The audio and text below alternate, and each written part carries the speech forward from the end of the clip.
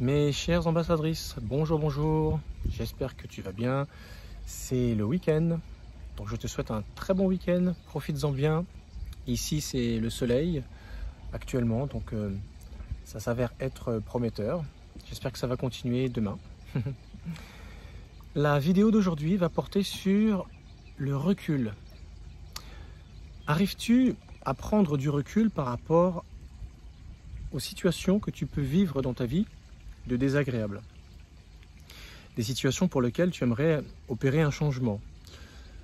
En tout cas, avoir une approche, une analyse qui te permettra de comprendre ce qui ne va pas et ce qui nécessite une réflexion pour apporter des changements. Alors pourquoi je te pose cette question? Parce que tout simplement, prendre du recul est nécessaire pour chaque situation de notre vie. On a besoin de prendre du recul pour pouvoir mieux cerner ce qui est en train de se passer, mieux comprendre ce qui s'est passé, y mettre souvent l'émotion qu'on a pu ressentir, qui a tendance à nous bloquer pour prendre de bonnes décisions, qui nous a peut-être même bloqué pour avoir le bon répondant face aux paroles de notre interlocuteur. Donc, savoir prendre du recul est un exercice qui n'est pas si facile que ça. Et je dirais même que quelquefois, on a du mal à prendre du recul. Alors, il faut savoir une chose, c'est que la résultante de prendre du recul, c'est accepter ce qui s'est passé. Des fois, il peut s'être passé des choses désagréables. Il a pu se passer des choses pour lesquelles tu n'étais pas d'accord, ou peut-être des choses que tu as fait que tu regrettes. Une parole, une action, un geste, une circonstance, tu t'en veux, ou des fois tu en veux à quelqu'un d'autre, ou le cours des événements suit un cheminement qui te déplaît, et donc du coup, voilà, tu prends ce recul, mais quand tu prends du recul, c'est pour analyser, pour accepter. L'acceptation, la résultante de l'acceptation, c'est en réalité le lâcher-prise. Ce qui fait que lorsque tu prends du recul, il y a ces deux actions qui vont se générer par la suite.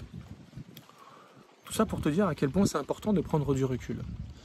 Et c'est pas chose facile, parce qu'il y a des fois des situations pour lesquelles on a une certaine pensée, une certaine vision.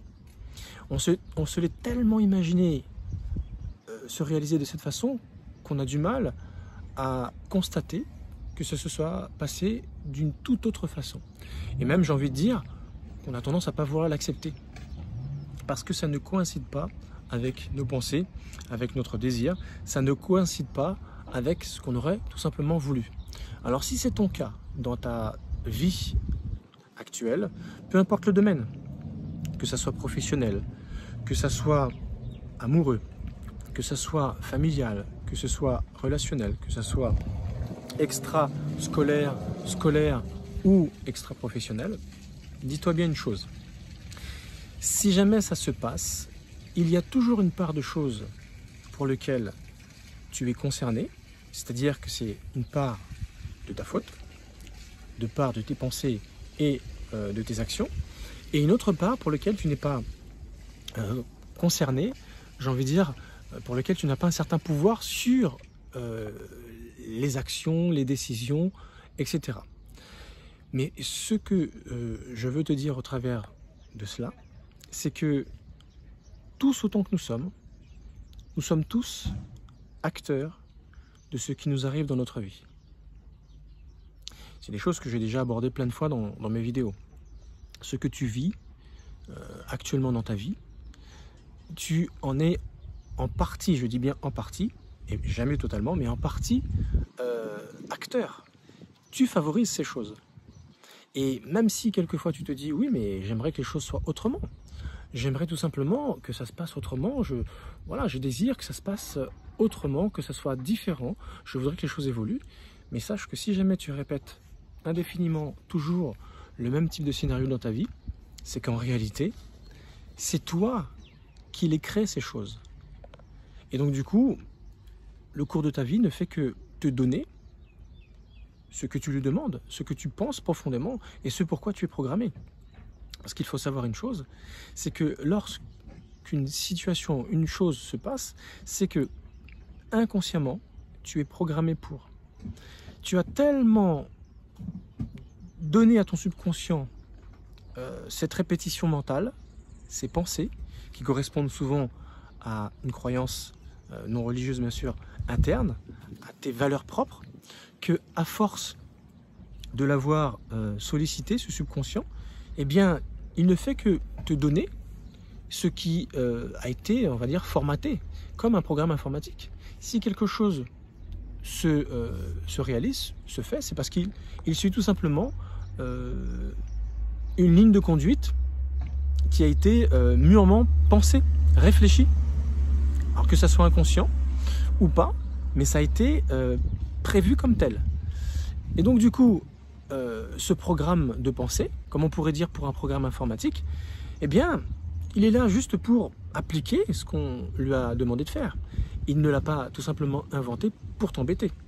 C'est pour cette raison que je te dis que lorsque tu veux que les choses évoluent, changent, pose-toi la question, en quoi je suis concerné, en quoi j'ai sollicité mon subconscient et en quoi j'ai du mal à voir que c'est moi en réalité qui suis à l'origine de l'émission de ce programme cérébral.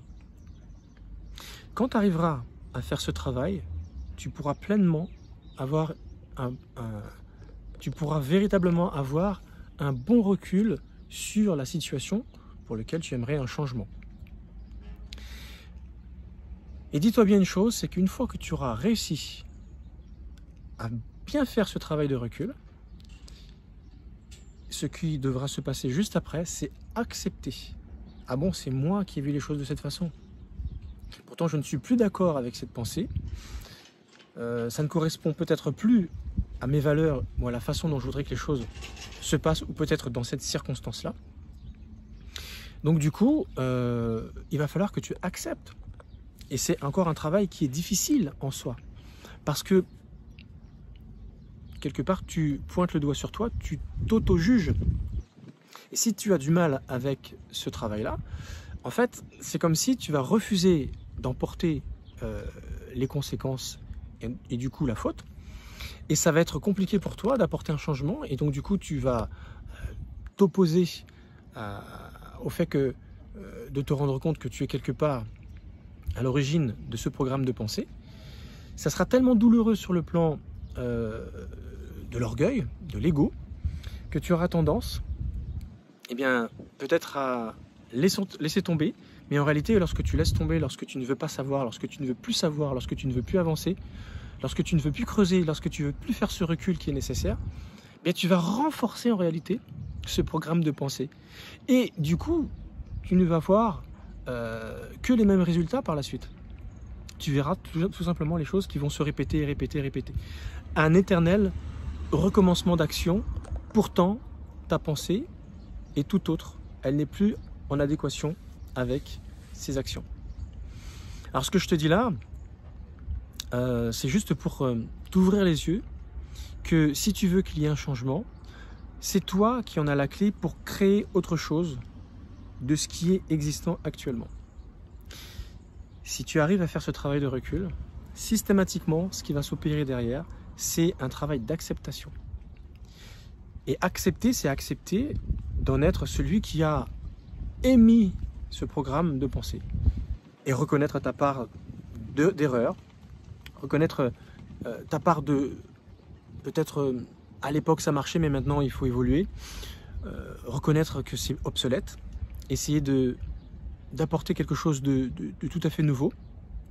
Peut-être accepter eh bien, le poids des mauvaises conséquences, ce qu'on appelle les dommages collatéraux, pour lesquels, à l'époque, tu étais complètement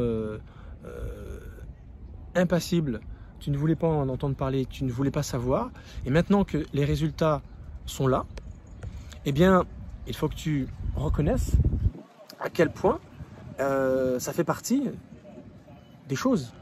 Tu n'as pas voulu les voir quand tu as émis ce programme de pensée. Tu as eu les actions.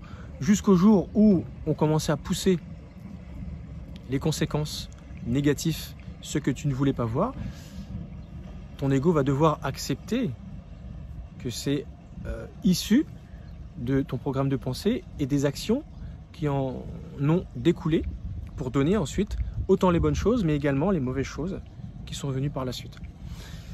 Si tu acceptes de te remettre en question et d'accepter ta part d'erreur, là tu peux être sûr qu'il va y avoir un lâcher-prise derrière. Et c'est quand le lâcher-prise aura lieu que en fait tu vas rendre malléable ton subconscient pour un nouveau travail, une nouvelle programmation mentale pour partir sur autre chose. Et lorsque ce lâcher-prise sera effectif, tu auras donné le plein pouvoir à ton subconscient pour être malléable, accepter une nouvelle donne, de nouvelles règles, même peut-être celles que tu n'acceptais pas à l'époque, pour arriver véritablement à un vrai résultat, en tout cas sans les conséquences négatives que tu n'acceptes pas. Voilà ce que je t'invite à faire. Donc bien sûr, si jamais tu vis une situation avec un pervers narcissique, une relation toxique, les domaines pour lesquels tu as à te remettre en question, que tu as à prendre du recul, ça ne manque pas.